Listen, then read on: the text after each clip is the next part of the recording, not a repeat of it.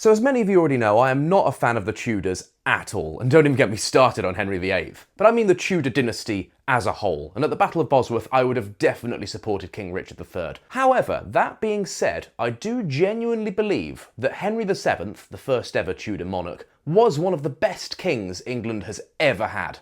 Here's why. Henry VII was basically England's first Renaissance king. Around that time, the end of the 1400s, we start seeing the end of the feudal monarchy and the rise of a new type of monarchy, a much stronger one. The one of the modern age. It's with Henry VII that the crown starts to have a much bigger role in developing the institutions of government. There's that famous story of Henry VII taxing all the nobles, making himself a millionaire and making the crown super rich. What that did was it centralised power in England. It made the monarchy the most important institution in the land and gave less power to the nobles, to that feudal pyramid that was so typical of the Middle Ages. It became a service nobility. Not only that, but England became a major European power again. It started getting involved in alliances like with Spain, for example, or the Hispanic monarchy as it was known back then. And this might not sound like much, but Henry VII was the first king of England in 87 years to transfer power peacefully. Once he died, his son, Henry VIII, became king of England without a single drop of blood spilled,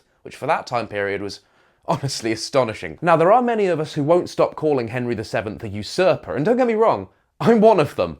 However, he left England much more stable than it was, he left the crown richer, and when he died, power was transferred peacefully. So you know what? He did a pretty good job.